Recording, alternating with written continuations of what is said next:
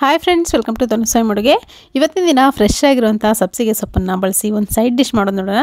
ರೊಟ್ಟಿ ಚಪಾತಿಗೆ ಸಖತ್ತಾಗಿರುತ್ತೆ. ಅದಕ್ಕಿಂತ ಮುಂಚೆ ಸಬ್ಸಿಗೆ ಸೊಪ್ಪು ಅಂದರೆ ಯಾರಿಗೆ ಇಷ್ಟ ಕಮೆಂಟ್ ಮುಖಾಂತರ ಬರ್ತಿರ್ಸೋದನ್ನು ಮರಿಬೇಡಿ.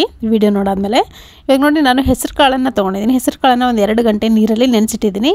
ಇಷ್ಟು ಮಟ್ಟಿಗೆ ನೀರಲ್ಲಿ ನೆನೆದಿದೆ ಹೆಸರು ಕಾಳು. ಇದನ್ನು ಡೈರೆಕ್ಟಾಗಿ ಒಂದು ಕುಕ್ಕರಲ್ಲಿ ಹಾಕ್ಕೊಂಡು ಸ್ವಲ್ಪ ನೀರನ್ನು ಹಾಕ್ಕೊಂಡು ರುಚಿಗೆ ಎಷ್ಟು ಬೇಕಷ್ಟು ನೋಡಿಕೊಂಡು ಉಪ್ಪನ್ನು ಹಾಕ್ಕೊಳ್ತಿದ್ದೀನಿ. ಸ್ವಲ್ಪ ಎಣ್ಣೆಯನ್ನು ಹಾಕ್ಕೊಂಡು ಕುಕ್ಕರ್ ಲಿಡ್ಡನ್ನು ಕ್ಲೋಸ್ ಮಾಡಿ ಇದನ್ನು 2 ವಿಷಲ್ ಕೂಗಿಸ್ಕೊಳ್ತೀನಿ. ಜಸ್ಟ್ 2 ವಿಷಲ್ ಕೂಗಿಸಿದ್ರೆ ಸಾಕು, ಯಾಕಂದರೆ ಆಲ್ರೆಡಿ ನೆಂದಿರುತ್ತೆ ಹೆಸರು ಕಾಳು, ಬೇಗನೆ ಬೇಯುತ್ತೆ. ಪೂರ್ತಿ ಮ್ಯಾಶ್ ಆಗೋ ಥರ ನೀವು ಬೇಯಿಸಬಾರ್ದಿಲ್ಲಿ, ಸ್ವಲ್ಪ ಈ ಥರ ಕಾಳಾಗಿರಬೇಕು ನೋಡಿ. ಈ ಥರ ಕೈಯಿಂದ ಮ್ಯಾಶ್ ಮಾಡಿದ್ರೆ ಮಾತ್ರ ಮ್ಯಾಶ್ ಆಗಬೇಕು.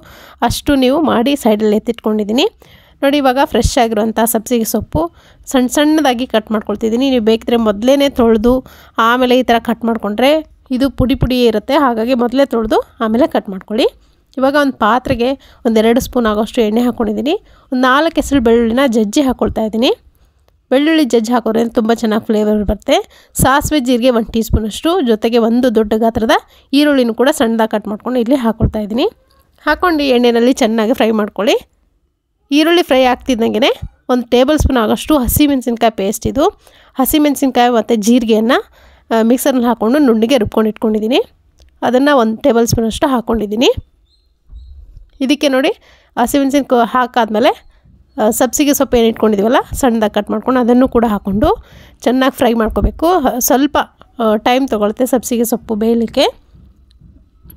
ಸ್ವಲ್ಪ ಹೊತ್ತು ಫ್ರೈ ಮಾಡಿಕೊಂಡು ನಾನಲ್ಲಿ ಅರಿಶಿನ ಪುಡಿ ಹಾಕ್ಕೊಳ್ತಾ ಇದ್ದೀನಿ. 1 ಟೀ ಸ್ಪೂನ್ ಆಗೋಷ್ಟು ಹಾಕಿದ್ರೆ ಸಾಕು, ಕಲರ್ಗೋಸ್ಕರ ಹಾಕೋದು.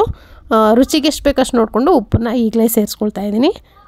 ಚೆನ್ನಾಗಿ ಮಿಕ್ಸ್ ಮಾಡ್ಕೊಳ್ತಿದ್ದೀನಿ. ಮಿಕ್ಸ್ ಮಾಡ್ಕೊಂಡಾದ್ಮೇಲೆ ನೋಡಿ, ಇದನ್ನು ಮುಚ್ಚಿ ಕೂಡ ಒಂದು 5 ನಿಮಿಷ ಬೇಯಿಸ್ಕೊಳ್ತೀನಿ.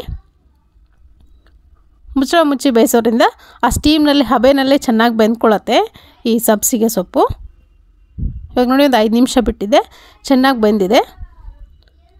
ಸಾಫ್ಟಾಗಿ ಬೆಂದಿರಬೇಕು ಸಬ್ಸಿಗೆ ಸೊಪ್ಪು. ಇವಾಗ ಬೆಂದಿದೆ.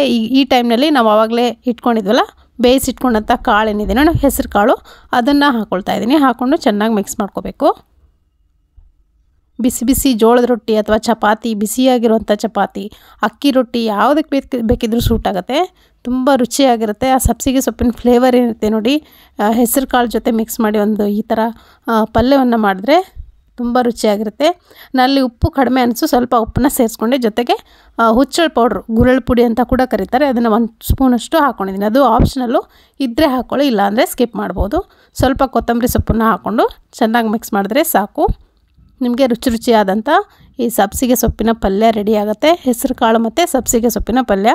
ಈ ವಿಡಿಯೋ ಇಷ್ಟ ಆಗಿದ್ರೆ ಲೈಕ್ ಮಾಡೋದನ್ನು ಮರಿಬೇಡಿ. Thank you.